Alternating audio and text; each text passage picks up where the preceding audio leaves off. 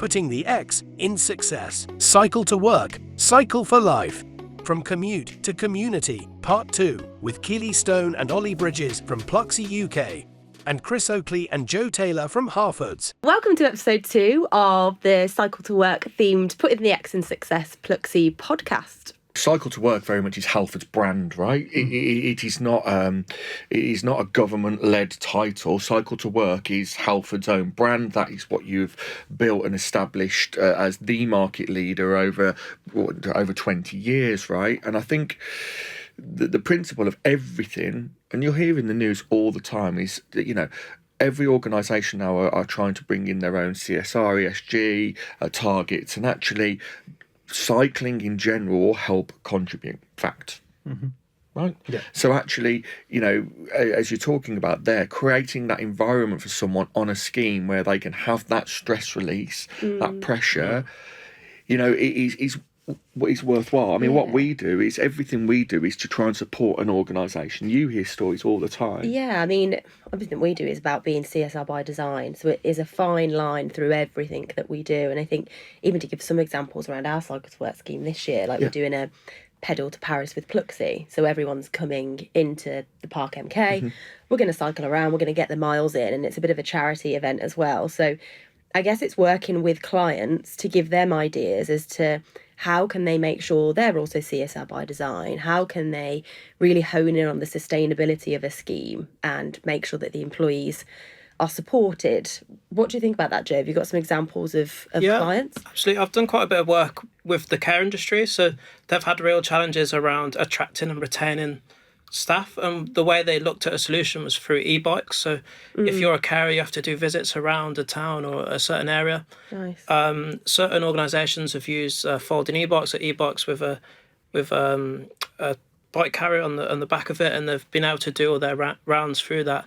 And there's been local authorities subsidising e-bikes. And just talking about the mental health and the wellbeing side, we're seeing local authorities and NHS trusts pilot a prescription of cycling to residents and employees. So I think it's a really good way now, and it's become a more prevalent way to sort of help employees. But actually, sustainable active travel is a lot more than just Cycle to Work. I love the story in relation to them investing in trial bikes, right, and fleet bikes. And you know, Joe, you've worked with leisure organisations, and they've gone from an initial order of X amount of bikes to cycle around, and then that has evolved significantly into becoming the foundation of how you get around that facility. Absolutely. So I think active travel is probably the more key headline rather than specifically talking about Cycle to Work. Would you say that's fair? Yeah, totally agree. And I think working closely as well with Chris Boardman, who heads up Active Travel England, of course, you're just seeing the change, and the drive that he's looking to bring in is just phenomenal. And working with a key number of MPs, they're also as well looking at what they can do within their local authority areas to make cycling easier. And when we say cycling, it's like cycling and walking. They're the two that come together in terms of active travel. But of course, there is the perfect balance of what we classify as kind of like the short distance journey, and then of course the long distance journey. We totally understand that, of course, the car option is a vitally important part of our infrastructure. It's integral to, of course, the way that we all commute. But it's now just changing those short journeys. It's kind of like saying that they can be the most cost-effective on fuel. They can really pile up on costs, that if you're just driving 2 miles every single day, back and forth, they're the ones that churn through the pounds on the expenditure. But of course, if you just changed your behaviour to think, today I'm going to walk or I'm going to cycle, then of course, actually you're putting more money in your pocket. You're doing your bit, yes, for the environment, but you'll feel a lot better about it as well. Most journeys are under 5 miles, aren't they? So looking at shifting to. But where you talk about remote workers, there's a real shift in hybrid working that's moving back to an office environment, right, where cycling can play a part of that. But actually, there's still a huge proportion of people that work remotely. A huge element of that for me is me and Keleigh don't live close to each other, and actually there's occasions where Keleigh will come and visit me and I'll come visit her. And actually for me, it might be that we meet in a coffee shop. Now for me, if I was working remotely, it's nothing to say I couldn't jump on my bike and cycle to the coffee shop. That doesn't mean I'm cycling to work as in I'm going to my workplace, but we're catching up for a meeting. That's part of the journey, right? Yeah, 100%. A lot of people seem to get the misconception around when they say cycle to work, it means I must cycle to the office. Yeah. And that's not the case at all. You have people who will cycle to a train station. Cycle to the bus. We even have a number of customers who utilise park and ride. So they would drive to a car park and then be able to cycle that last couple of miles of their journey. So it's how it is very much brought in of a kind of view of how the cycle to work can form a part of your working day. So even if you work remotely, we even have a number of customers that state, well, what they've started to do is like cycle to the local coffee shop, because they want variety in their week. They don't want to be just stuck in the house and having that as their working location. So they'll work from a coffee shop. So they're cycling then to the coffee shop. So, of course, that means they are effectively then cycling to work. The workplace can be wherever you want it to be in those kind of circumstances. So to cycle it back round, see what I did there? Like that. Cycle it back round to financial well-being, because we know it's a hot topic. It comes up with our clients all the time. We know that the government is changed in terms of the tax and NI savings.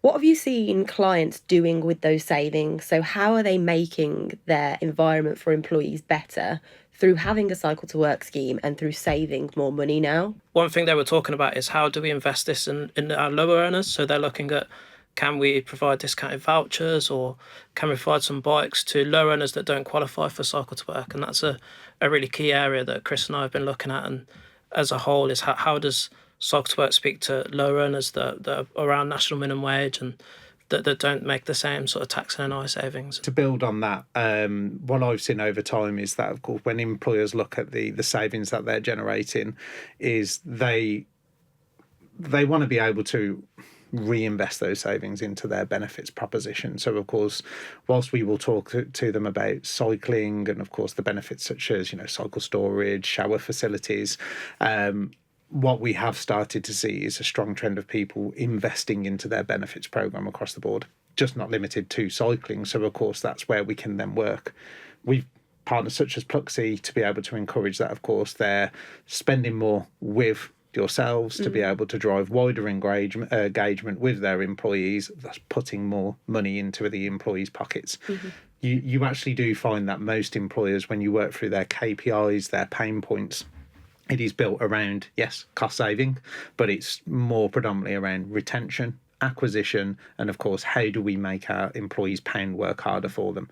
So by reinvesting that £10,000-15,000 into their benefits programme to promote the great benefits that are on offer, they're delivering on all three objectives in one go.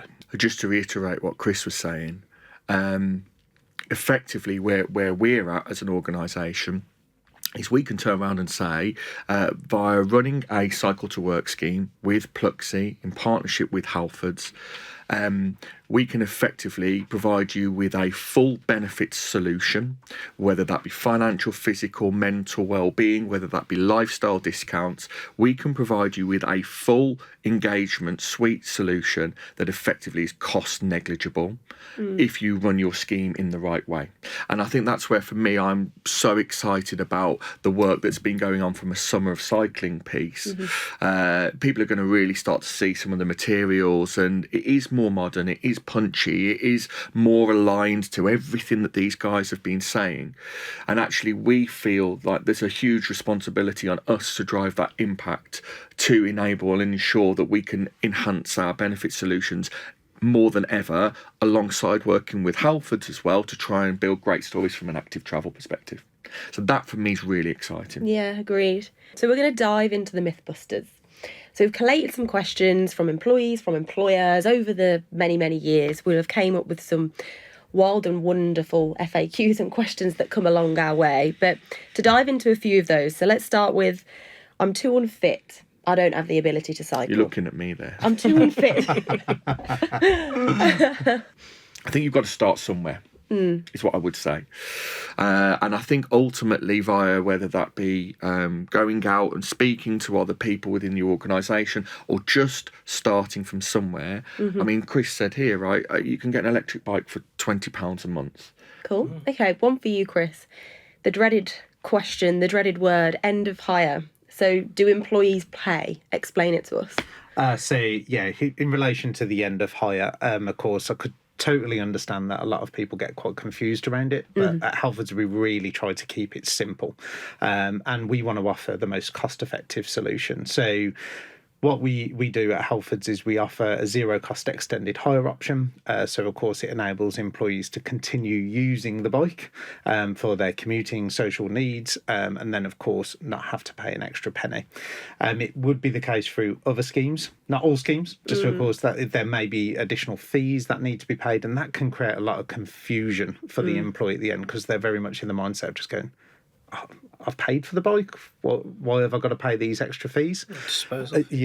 Like disposal fees, all of those extra things that could be applied. And if anything, sometimes those things can leave quite a bad taste and a bad experience with the employer, where we want to be really open and transparent right at the beginning around this is the journey, this is what it involves, so they completely understand it.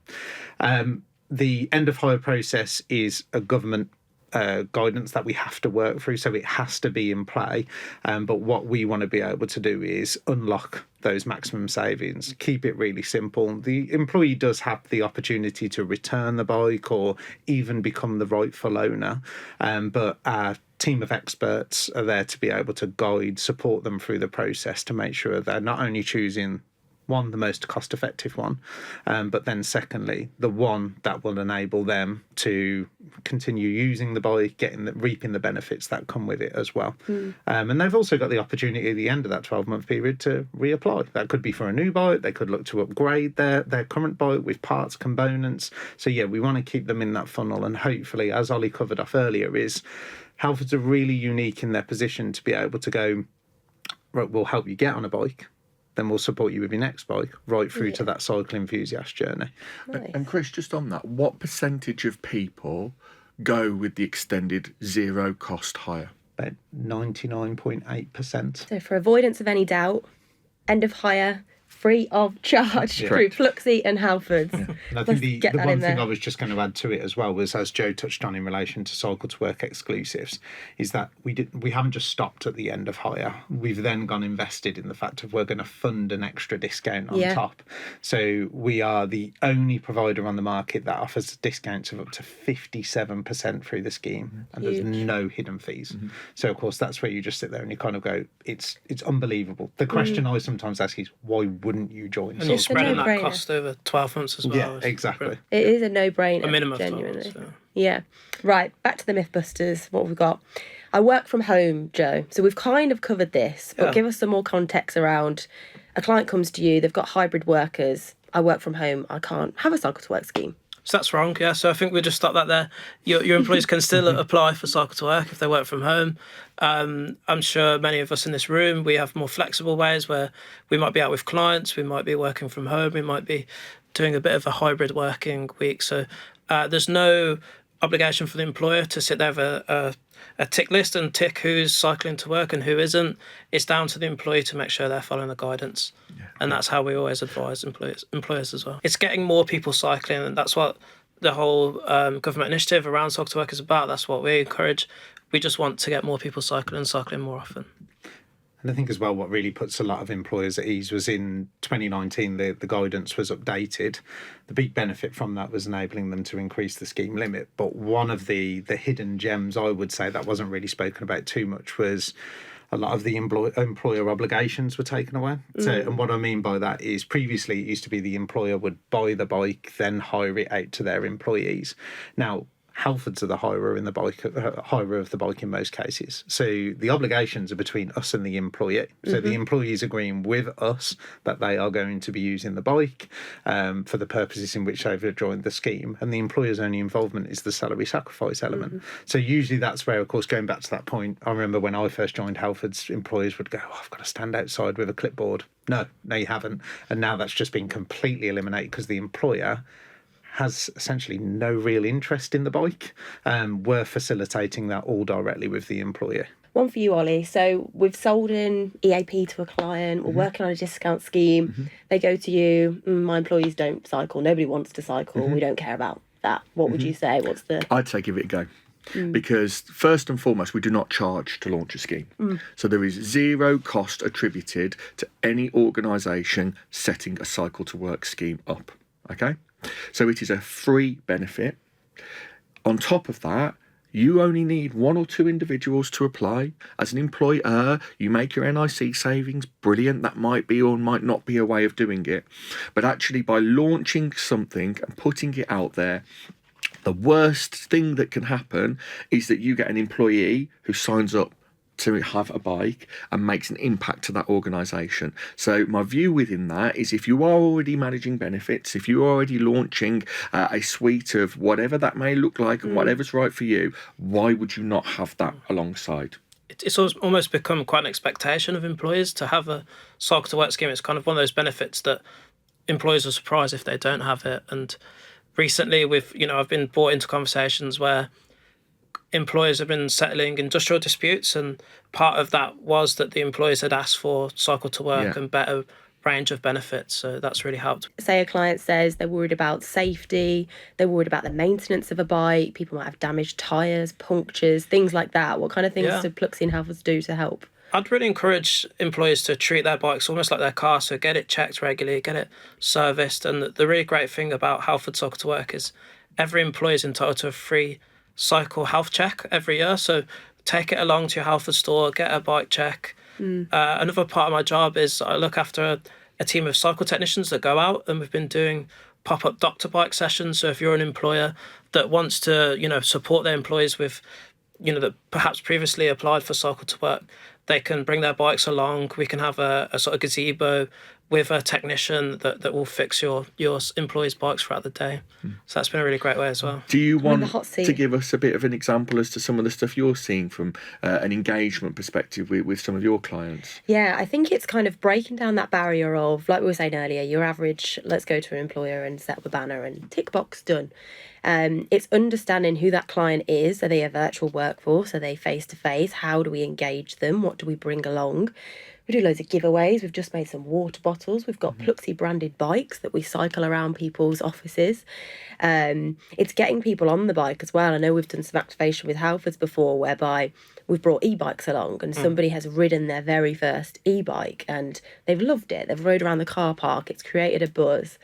I think it's really understanding what their goal is and then how we can facilitate it for them.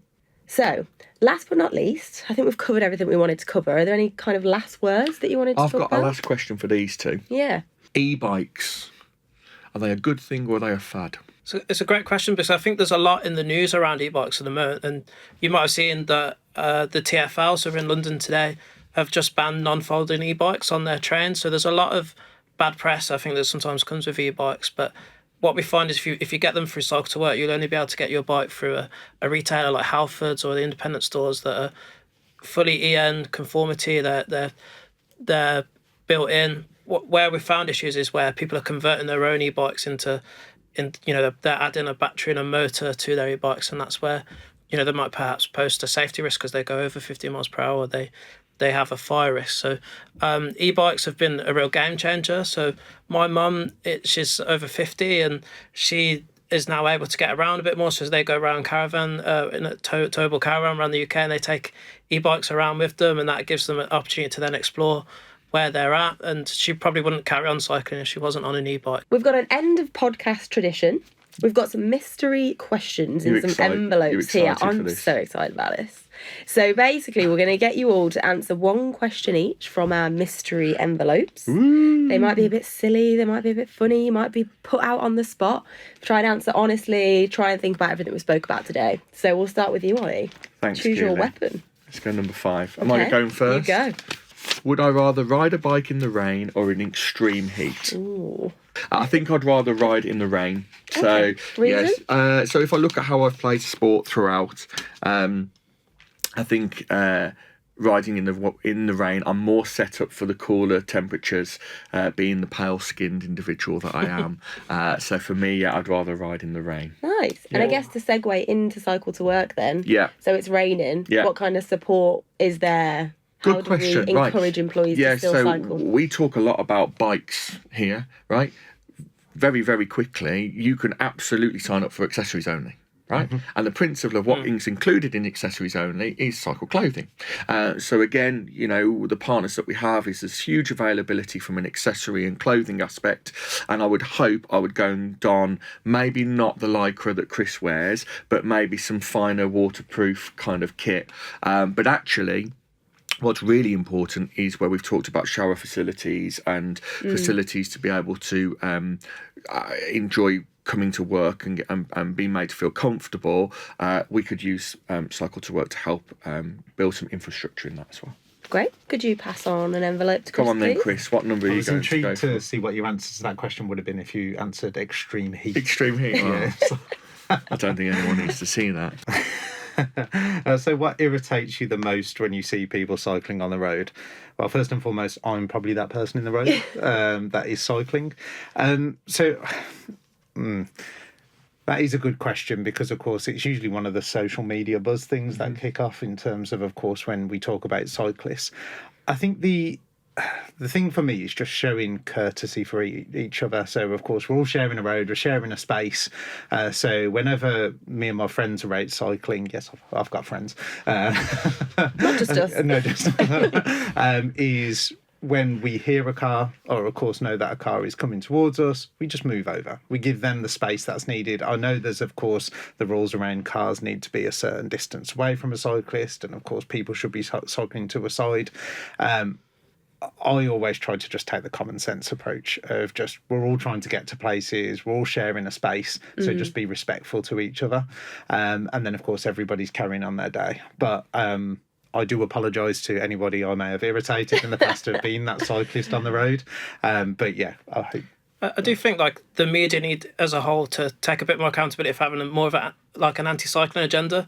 I think they amplify against cycling, but don't sort of focus on the benefits that we spoke about today. Yeah. You know, around the well-being, the physical exercise, the less congestion, the better for the environment. You know, you just hear a lot about kind of negative stories about cyclists or riding on the pavement or something like that, which is quite a small thing compared to the benefits we spoke about today. I guess to bring that round as well, and what we do really well as partners is within our road shows, we show kind of like safe routes to get to work. We give advice on like cycle safety and the right way to ride on the road, like you said, with courtesy, and kind of give those hints and tips, right? Chris, can you hand a question to Joe? I think this is the last one, The right? last but not least. No pressure, Joe. Choose wisely. My question is, how long does it take to get over being saddle sore? Oh, have you Yeah. ever had that? A little bit, yeah. And I think one thing that I found quite interesting is that I think a lot of people think, okay, I need to get a bigger saddle. I need to get a more cushioned saddle.